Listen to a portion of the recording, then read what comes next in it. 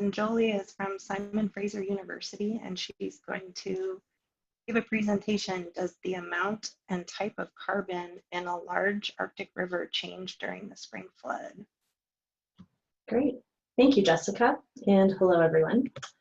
So what I'm going to present today are some results from my PhD, which was based in the Mackenzie Delta on the northwest coast of Canada. It's one of a number of large river deltas that are located where the world's north-flowing rivers empty into the Arctic Ocean. And all of these deltas have some things in common. For example, they're all lake-rich and very productive and diverse compared to the tundra that surrounds them. And they're also sites where a huge amount of river water enters the Arctic Ocean. This picture shows the Mackenzie River plume, the milky white water that extends far out into the Arctic Ocean. Compared to the ocean water, the river water is actually full of carbon, nutrients, and sediment that supports food webs along the coast. But one of the most important features that all northern river deltas share is that they're frozen and snow-covered for more than half of each year until the spring, when the snow melts and the ice breaks up and they go through a brief but intense period of flooding. So here I'm showing a graph of water flow in the Mackenzie during 4 calendar years. And the part highlighted in red is the breakup and flooded period, when water flow increases very rapidly to the highest rates of the year. And this is a period that hadn't been intensively studied throughout the Mackenzie River Delta before because of conditions like this. So this picture was taken during ice breakup at a point where the river channel is over 1 kilometer wide. So you can see there's lots of ice, rubble, and debris that's moving downstream, so it's impossible to get out in the field to take water samples by boat during this time of year. But my team got around this by using helicopters to visit 15 sampling sites throughout the Delta as often as possible during the breakup and flood of those 4 consecutive years. And we also went out and took samples during the summers and winters of those years as well. After the ice moves through, though, most of the Delta looks like this during the flooded period. The floodwater spreads out in a thin layer that's in contact with the Delta surface, which allows the carbon in the water to change in many different ways. For example, larger particulate carbon particles can settle out of the water or can be eroded from the Delta surface, while smaller dissolved carbon particles can be taken up by aquatic plants or may dissolve into the water from submerged ground or vegetation. So it's a time of year when the carbon chemistry in the water can change a lot, and I wanted to find out more about this. So one of the questions I wanted to answer was, how does the amount of particulate or large particle carbon change during the flood? So to do this, I divided river flows in my data into 3 seasons: the ice-covered winter, which is shown in black, the breakup and flood in red, and the summer, which is in blue.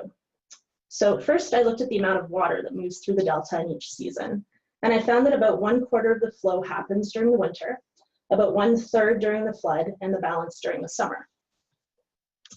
But when I looked at particulate carbon, though, I found a very different pattern. Only about 5% moves through the Delta in the winter, while more than half moves through during the breakup and flood. So what this means is that a large amount of this particulate carbon is delivered to the Arctic Ocean right when the ice is going out, when it's available to support marine food webs at the start of the year's growing season. And another question I wanted to answer was, how does the type of carbon change during the flood? And what I meant by this is, how does the dissolved carbon quality change? So here you're looking at 3 bottles that each contain the same amount of carbon, but they look quite different. On the left, the dissolved carbon is very dark and looks almost like tea. This is high quality carbon, and it's actually a good food source for aquatic organisms. The bottle on the right, however, is almost clear, which means that it's older or more broken down and not a very good food source. So to see how the carbon quality changed, I did 2 things. First, I went out in the Delta and tracked carbon quality in a lake over the entire summer. And what I found is that the dissolved carbon changed from high quality fresh carbon in June, the tea-like bottle at the top of the y-axis, to lower quality carbon in late August. And then the second thing that I did was to take some flood water that I'd collected previously, and I put it in a shallow tray in the sun for 2 weeks. And this simulated the flood when the water is spread out in a thin layer on the Delta surface. And after only 2 weeks, from the 15th to 29th of June of 1 year, I saw the same kind of changes to carbon quality that I saw over the entire summer in the Delta Lake. So this shows that during the flood, carbon quality can also change very quickly. So just to wrap things up, I did find that both the amount and type of carbon carried into the Arctic Ocean in this big plume of river water is different during the flood than at any other time of year. But what does this really mean? So the coastal zones of the Arctic are a nursery and a feeding ground for many important marine mammal species, such as seal and beluga, and there are also fish and waterfowl that live along the delta and along the coast, and all of these species are culturally and economically important to the people living there. The amount and type of carbon that are delivered to the coastal ocean play critical roles in supporting this local production and biodiversity, and it's important to understand how both change among seasons now, because climate change will likely result in a very different pattern of carbon biodiversity, or pattern of carbon delivery in future. So thank you, Masi and Kana, for your time. Great, thanks so much, Jolie.